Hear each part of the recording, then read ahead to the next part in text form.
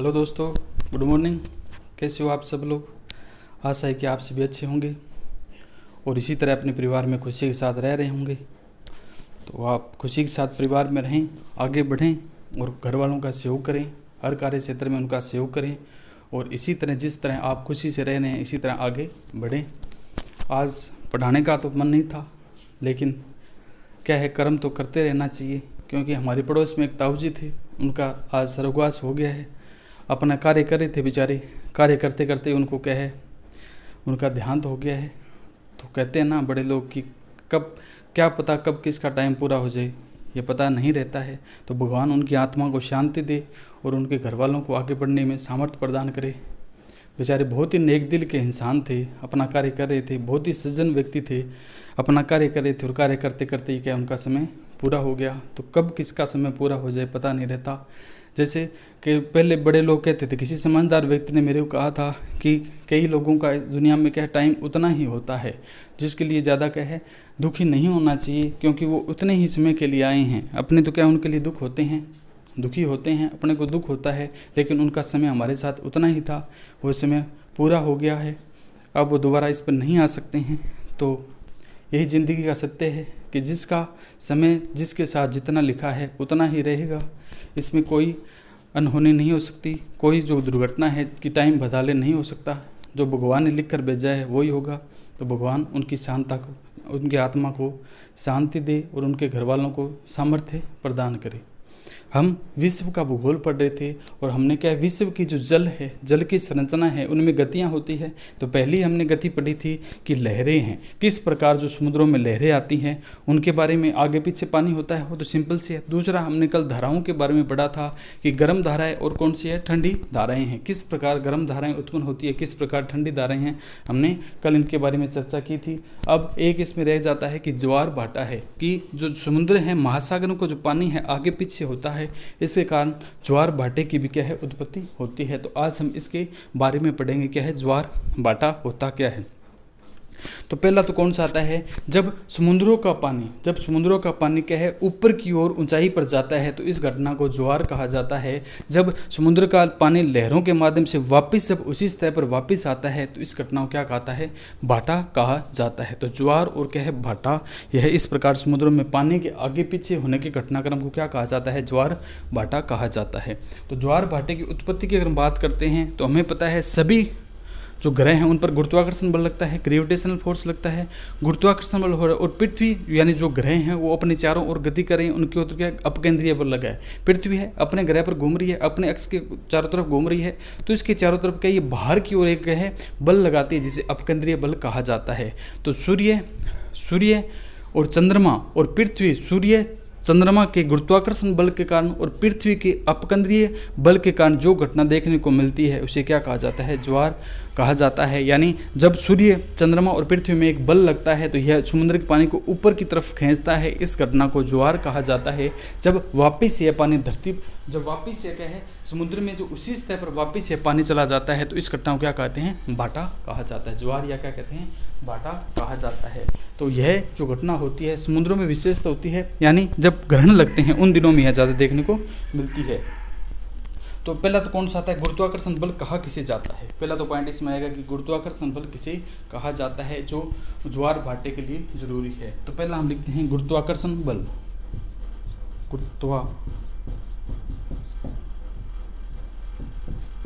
गुरुत्वाकर्षण बल किसे कहा जाता है, जब दो पिंडों के मध्य कोई बल लगता है, जब दो पिंडों के मध्य लगने वाला जो कोई बल होता है उनमें से हल्का पिंड भारी पिंड की ओर जब आकर्षित होता है तो इस बल को क्या कहा जाता है, गुरुत्वाकर्षण बल है। जब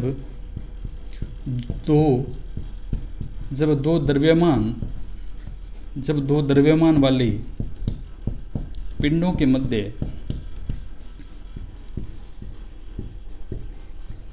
कोई बल लगता है, इनमें से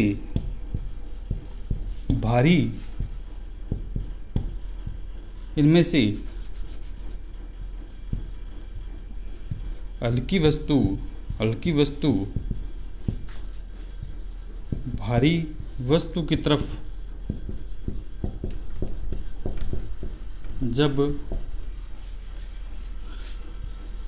जब आकर्षित होती है तो इस बल को या इस घटना को गुरुत्वाकर्षण बल कहा जाता है। गुरुत्वाकर्षण बल कहते हैं। जिस प्रकार ये मेरे हाथ में मार्कर है, इसको मैं नीचे की तरफ छोड़ता हूँ, इसको अगर फ्री छोड़ देता हूँ तो ये नीचे की तरफ जाता है, यानी ये छोटी वस्तु है, पृथ्वी हमारी क्या है, बड़ी वस्तु है, तो छोटी वस्तु से बड़ी वस्तु की ओर क्या है जो बल लगता है उसे ग्रेविटेशनल फोर्स, गुरुत्वाकर्षण बल कहा जाता है। यानी बड़ी वस्तु को छोटी वस्तु अपनी ओर आकर्षित करती है, इसी घटना को क्या कहते हैं, ग्रेविटेशनल फोर्स कहा जाता है, गुरुत्वाकर्षण बल के नाम से जानते हैं। तो एक तो ये बल काम में आता है। ज्वार भाटे की जब उत्पन्न होता है तो इसमें एक तो कौन सा आता है, हमारा कौन सा आएगा, गुरुत्वाकर्षण बल काम में आता है। दूसरा कौन सा आता है, अपकेंद्रीय बल काम में आता है। कौन सा आता है, अपकेंद्रीय है। कोई भी पिंड है जब गति करता है, कोई भी क्या है, जब कोई भी पिंड है वो गति करता है, यानी वृत्ताकार पथ पर जब क्या गति करता है तो उसके जो बाहर की ओर जो बल लगता है, वृत्ताकार पथ में गति करने वाला कोई भी जो पिंड है उसका जो बाहर की ओर जो बल लगता है उसे किसके नाम से जानते हैं, अपकेंद्रीय बल कहा जाता है। उसे किसके नाम से जानते हैं, अपकेंद्रीय बल कहा जाता है। कौन सा है दूसरा बल की अगर हम बात करते हैं तो पहला तो हमारा कौन सा था, गुरुत्वाकर्षण बल है, और दूसरे की हम बात कर रहे हैं तो दूसरा कौन सा हमारा क्या है, अपकेंद्रीय बल है। दूसरा कौन सा कहलाता है, अपकेंद्रीय बल है। दूसरे बल की अगर बात करते हैं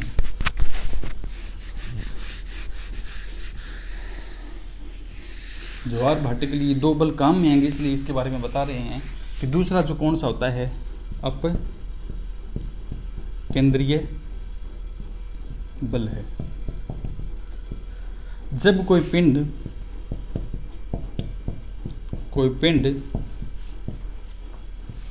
वृत्ताकार पथ में गति करता है तो उस पिंड के द्वारा बाहर की ओर लगने वाले बल को अपकेंद्रीय बल कहते हैं। क्या कहते हैं उसे, अपकेंद्रीय बल कहते हैं। कोई भी चीज़ है वो अपने रोटेशन घूम रही है, यानी वृत्त में घूम रही है, तो ये क्या बाहर की तरफ एक हवा के रूप में बल लगाती है, जिसे अपकेंद्रीय बल कहा जाता है। जिसे क्या कहा जाता है, अपकेंद्रीय बल कहा जाता है। तो घटना होती है, यानी ज्वार और भाटे की जो घटना होती है उसमें एक लहरें उठती है, यानी जब क्या सूर्य और चंद्रमा का गुरुत्वाकर्षण बल पृथ्वी के जो क्या है ये अपकेंद्रीय बल है, उन दोनों में सामर्थ्यता होती है, तो इस घटना से क्या ज्वार व भाटे की क्या है उत्पन्न होता है। यानी जब इधर तो क्या है, ये तो गुरुत्वाकर्षण बल लगाते हैं, सूर्य और चंद्रमा हैं, इनका तो गुरुत्वाकर्षण बल लगता है पृथ्वी की सतह पर। और दूसरा कौन सा है, पृथ्वी खुद का कौन सा लगता है, अपकेंद्रीय बल, यानी बाहर की तरफ लगता है। तो इस घटना से ये समुद्र का जो पानी है ये ऊपर की तरफ उठता है, ऊपर की तरफ क्या है उठता है। इस घटना को क्या कहा जाता है, ज्वार है। जब ये वापस नीचे गिरता है तो इसे क्या कहा जाता है, भाटा कहा जाता है। तो ये घटना होती है। अपकेंद्रीय और गुरुत्वाकर्षण बल दोनों जगह एक समान होंगे। जब कोई भी कहे, अगर बात करते हैं पृथ्वी किस प्रकार गति करी है, सूर्य किस प्रकार गति कर रहा है, जब क्या है, जब गुरुत्वाकर्षण बल व अपकेंद्रीय बल दोनों एक समान हो जाए तो कोई पिंड गति करेगा। यानी कोई जो पिंड है पृथ्वी जैसे घूम रही है तो किस कारण घूम रही है, क्योंकि इसमें गुरुत्वाकर्षण और जो अपकेंद्रीय बल है वो दोनों क्या है, एक स्थिति में आ गए हैं, एक समान रूप से आ गए हैं। तो ना तो गुरुत्वाकर्षण बल नीचे की तरफ खींचता है, न अपकेंद्रीय बल बाहर की तरफ खींचता है, दोनों में बैलेंस उत्पन्न हो गया है। इसी के कारण क्या है, सभी जो ग्रह हैं ये चारों तरफ क्या घूमते रहते हैं, ये जो क्या है गति करते रहते हैं। जैसे सूर्य के चारों ओर पृथ्वी है, बुध है, शुक्र है, मंगल है, शनि है, अरुण है, ये ग्रह घूम रहे हैं। क्यों, क्योंकि इनका जो गुरुत्वाकर्षण ग्रेविटेशनल फोर्स है, और दूसरा इनका क्या है, अपकेंद्रीय बल है वो दोनों के सामर्थ्य स्थिति में आगे हैं, इसके कारण ये होता है। ठीक है, तो इसके बाद हम पढ़ते हैं ज्वार भाटा है। ज्वार भाटा है, जैसे आप जानते होंगे कि अपकेंद्रीय और गुरुत्वाकर्षण बल के है बैलेंस हो। जैसे आज ही बात कर लेते हैं, आज से हमने क्या है आदित्य L1 भेजा है। आदित्य L1 जो सूर्य की अगर हम बात करते हैं, भारत इसरो के द्वारा सर्वप्रथम पहला जो अभियान भेजा है कि सूर्य की सतह का पता लगाएगा, सूर्य के लिए सूर्य के ऊपर कौन कौन सी घटनाएं हो रही है, इसके लिए आज भारत ने पहला जो सूर्य मिशन भेजा है जिसका नाम क्या आदित्य L1 है, जो श्री हरिकोटा स्थित धवन अंतरिक्ष केंद्र से आज सुबह ही भेजा गया है। लगभग 11-12 बजे इन्होंने क्या है वहाँ से भेजा था, 11:30 का टाइम दिया था, लेकिन 12 बजे इन्होंने क्या वहाँ पर लॉन्च किया है। और यह जो क्या है अच्छी तरह से क्या लॉन्च हो गया है और अपनी कक्षा में जहाँ इनको भेजना था वहाँ भेज दिया है। 4 कक्षाओं के माध्यम से इनको वहाँ पर भेजा गया है। इसमें 7 से ज़्यादा पेलोड लगे गए हैं। ठीक है, 7 से ज़्यादा इसमें पेलोड लगे गए हैं जो वहाँ पर जाएंगे। और वहाँ पर कौन सा है, एक होल है, एक होल स्पेस है, एक होल पॉइंट है। अगर बात करते हैं, ये तो हमारा कौन सा सूर्य है और ये हमारी कौन सी पृथ्वी है। इनके मध्य में एक कौन सा है L1 पॉइंट है। कौन सा है L1 पॉइंट है। तो पृथ्वी से आज हमने इसको यहाँ पर भेजा है। ये 15 लाख किलोमीटर दूर है। कितना है, 15 लाख किलोमीटर की दूरी पर स्थित है। तो यह लगभग 125 दिन में जाएगा। लगभग 4 महीने का समय रखा गया, यानी 125 दिन में पृथ्वी से लेकर जो L1 सूर्य का एक केंद्र है वहाँ पर जाएगा। सूर्य से सबसे निकटतम पॉइंट है L1 है, वहाँ पर यह जाएगा, जिसे L1 बिंदु कहा जाता है या होल स्पेस कहा जाता है। यहाँ पर जाकर के सूर्य के बारे में देखेगा कि इस पर कौन कौन सी घटनाएं हो रही है, कौन कौन सी क्या घटनाएं हो रही है। क्यों, अगर वायुमंडल से देखते हैं तो यहाँ गुरुत्वाकर्षण बल ये बैलेंस हो जाएगा, लेकिन L1 पॉइंट पर क्या वही है, अपकेंद्रीय और गुरुत्वाकर्षण बल दोनों बैलेंस हो जाते हैं। तो यह जो L1 हमने जो मिशन भेजा है आदित्य L1 है, ये इसके चारों तरफ के अपनी ही गति से घूमेगा, अपनी ही क्या है गति से घूमेगा। इसके लिए हमें क्या ईंधन जलाने की जरूरत नहीं है। तो ये क्या है, ये घटना बताई थी कि जब गुरुत्वाकर्षण बल अपकेंद्रीय बल के है बैलेंस हो जाते हैं तो कोई भी पिंड होता है वो अपनी गति से घूमता है। तो ये आदित्य L1 जो स्पेस हमने भेजा है ये इसके चारों तरफ क्या है अपनी ही गति से घूमेगा। और ये क्या लगभग 4 महीने में यहाँ पर पहुँचेगा। 125 दिन में पहुँचने का समय लगेगा। यहाँ पर कितना है, 125 दिन लगेंगे इसको यहाँ पर पहुँचने में। तो 125 दिन में तो क्या क्या घटना हो जाएगी। 125 4 महीने तो क्या क्या, कोई प्रोफेसर होगा, कोई लेक्चरर होगा, किसी की शादी हो जाएगी, किसी का कुछ हो जाएगा। ठीक है, तो 4 महीने में तो क्या कुछ भी घटना हो सकती है। तो आज भेजा है, 4 महीने लगेंगे, 4 महीने में देखते हैं आगे क्या क्या होता है। तो 4 महीने बाद यहाँ पर पहुँचेगा। तो इसका मुख्य कार्य क्या है, सूर्य पर कौन से विस्फोट हो रहे हैं, किस प्रकार ज्वाला उत्पन्न हो रही है, सूर्य पर किस प्रकार तूफान आते हैं, कौन सा मरुस्थल वहाँ देखने को मिलेगा, इसकी क्या है बिल्कुल पास में जाकर उसकी फोटो कैप्चर करेगा। और क्या भारत के जो इसरो है संस्थान है वहाँ पर क्या है भेजेगा। तो इसके बारे में, सूर्य के बारे में इससे क्या हम और ज़्यादा तरीके से जो साइंटिस्ट है वो जान पाएंगे। इसके बिल्कुल पास में तो भेज नहीं सकते, क्यों, क्योंकि बिल्कुल पास में भेजने पर क्या है ये जल जाएगा, कोई भी क्राफ्ट हो जल जाएगा, क्योंकि सूर्य में बहुत ज़्यादा क्या है गर्मी है। लेकिन जो L1 भेजा है, L1 एक ऐसा पॉइंट है जहाँ पर क्या इसकी तपत तो आएगी लेकिन बहुत मिनिमम मात्रा में आएगी, यहाँ पर क्या है बैलेंस कर सकता है। और इसके ऊपर क्या है जो कौन सी आती है टेम्परेचर शील्ड लगाएगी। इसके ऊपर किधर कौन सी है टेम्परेचर शील्ड है, यानी टेम्परेचर को सहन करने वाली एक पट्टी लगा दी गई है जो इसको सहन करेगी। और इसको क्या है हर 24 घंटे इसको देखेगी। क्यों, अगर अपने स्तर पर की बात करते हैं तो चंद्रमा आ जाता है, बीच में सूर्य ग्रहण लग जाता है तो ये दिखाई नहीं देगा। कभी तूफान आता है, कभी प्रकाश पूरा दिखाई नहीं देता, तो सूर्य के ऊपर 24 घंटे हम नज़र नहीं रखते। लेकिन यह ऐसा पॉइंट है जिससे क्या है 24 घंटे से क्या है इसके ऊपर नज़र रख सकते हैं। तो यह भेजा है, आज भेजा है, देखते हैं 125 दिन बाद वहाँ पहुँचेगा। इस जो ऑर्बिट है वहाँ पर स्थापित होगा। फिर क्या लगभग 5 से 6 साल इनको अनुमानित किया है कि 5 से 6 साल वहाँ पर क्या है इसके चारों तरफ क्या है घूमता रहेगा और क्या हमें क्या है जो नई नई सूचनाएं हमें प्रदान करता रहेगा। तो देखते हैं आगे 125 दिन का समय है, 4 महीने हैं, 4 महीने में क्या क्या होता है, क्या रहता है, किस प्रकार चलते हैं, तो ये आकर देखेंगे। आज इन्होंने सफलतापूर्वक क्या है लॉन्च इसको कर दिया है। तो हम क्या है बात करें तो ज्वार भाटा है। क्या होता है ज्वार, क्या है एक तो ज्वार होता है, एक कौन सा होता है भाटा होता है। जब समुद्र का पानी लहरों के रूप से ऊपर की तरफ उठता है तो इस घटना को क्या है ज्वार कहा जाता है। हमने बताया था कि पृथ्वी की सतह पर, पृथ्वी को कोई सतह है उसके ऊपर सूर्य व चंद्रमा का गुरुत्वाकर्षण बल व पृथ्वी के अपकेंद्रीय बल के कारण समुद्री जल का ऊपर की ओर उठना, समुद्री जल का क्या होता है ऊपर की ओर उठना क्या कहलाता है ज्वार कहलाता है। क्या कहलाता है ज्वार कहलाता है। तो पहले लिख लिए हैं ज्वार है। ज्वार भाटे को अलग अलग लिखेंगे। पहला लिखते हैं हम ज्वार, पृथ्वी की सतह पर, पृथ्वी की सतह पर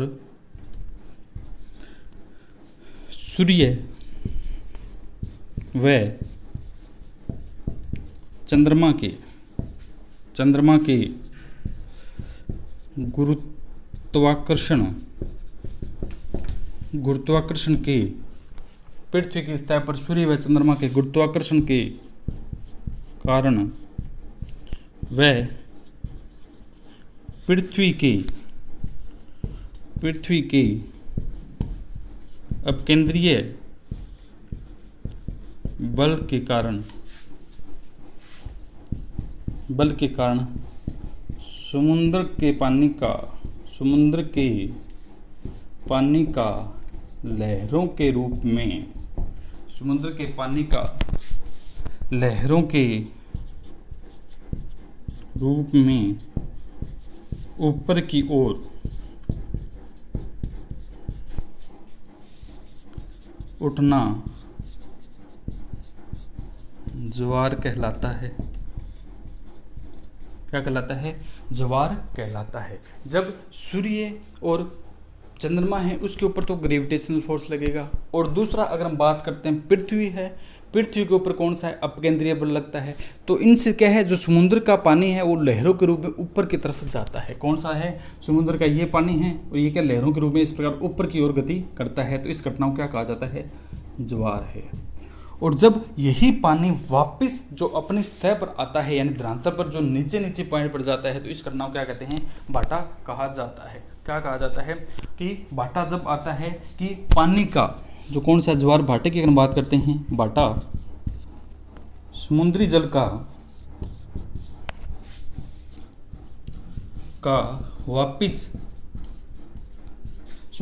वापिस सतह से नीचे चले जाना भाटा कहलाता है। यानी ये समुद्र का पानी था, यहाँ से उठा था, तो इससे भी क्या नीचे चला जाएगा। जब क्या सतह से भी नीचे चला जाता है समुद्र का पानी, तो इस घटना को क्या कहा जाता है? भाटा कहा जाता है। तो इस प्रकार ये हमारी कौन से थे? एक तो कौन सा होता है? ज्वार होता है, और एक कौन सा होता है? भाटा है। जब इन दोनों को एक बार मिलाते हैं तो इसे क्या कहा जाता है? ज्वार, और क्या कहते हैं? भाटा कहा जाता है। क्या कहा जाता है कि समुद्रों में लहरें उठेंगी, जिससे क्या ज्वार और भाटे का क्या है? उत्पन्न होता है। यदि एक ज्वार गुरुत्वाकर्षण के कारण क्या है? 0 डिग्री पर आता है। यदि एक ज्वार क्या होता है?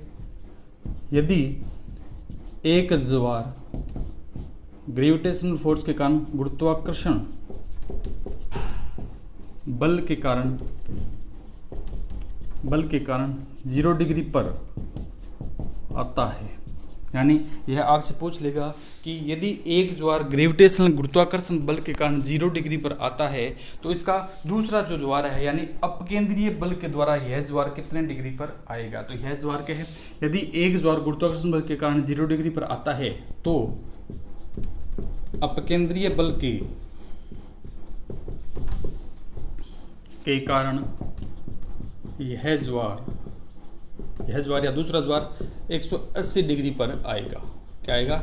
180 डिग्री पर आता है। यानी एक ज्वार 0 डिग्री पर आता है, तो दूसरा जो ज्वार है वो 180 डिग्री पर आता है। तो इनसे क्या बनता है? एक समकोण बनता है। प्रश्न पूछ लिया जाता है कि एक गुरुत्वाकर्षण ज्वार और एक कौन सा अपकेंद्रीय ज्वार के मध्य कितने डिग्री का कोण बनता है? तो 180 डिग्री का क्या बनता है?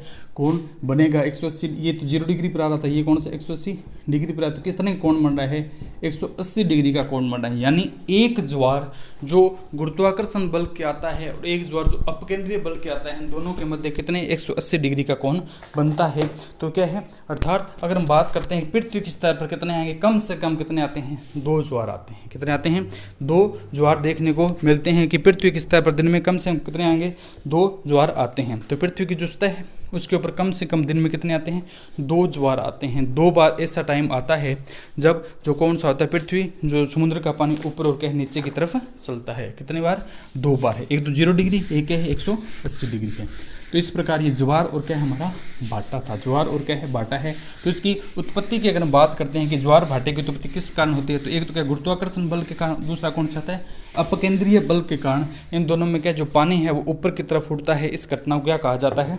ज्वार भाटा कहा जाता है। अब ज्वार की अगर हम बात करते हैं, एक तो कौन सा होता है? दीर्घ ज्वार होता है, और एक कौन सा होता है? लघु ज्वार होता है। एक तो कौन सा होता है? दीर्घ ज्वार होता है, जब कौन सा आता है दीर्घ ज्वार की अगर हम बात करते हैं तो इसमें क्या ज्वार के प्रकार है,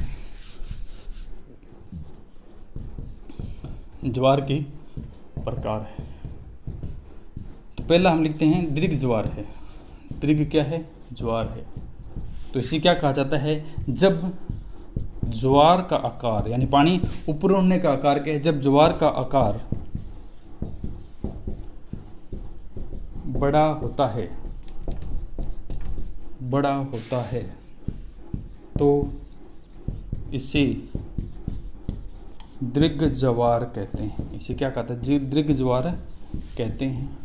यानी बड़ा ज्वार किसे कहा जाता है, जब पानी उठने की जो दर होती है वो बहुत ज़्यादा होती है, तो इस घटना को क्या कहा जाता है, दीर्घ ज्वार कहते हैं। यह जो घटना होती है ये कब होती है, यानी जब समी की कंडीशन बनती है, अमावस्या होता है उस दिन यह घटना देखने को मिलती है। सन है, मून है और अर्थ है, जब ये घटना होती है तो उस दिन कौन सा बनता है, दीर्घ ज्वार बनता है। पहले हमने पहली क्लास में चर्चा की थी कि ज्वार किस प्रकार आते हैं, ग्रहण और क्या सूर्य ग्रहण, और ये इनकी बात करते हैं, सूर्य ग्रहण और पृथ्वी ग्रहण, सूर्य ग्रहण चंद्र ग्रहण, इनके बारे में हमने बात की थी। तो पीछे हमने इनके बारे में पढ़ा था, फिर अगर जरूरत होगी तो और देख लेंगे।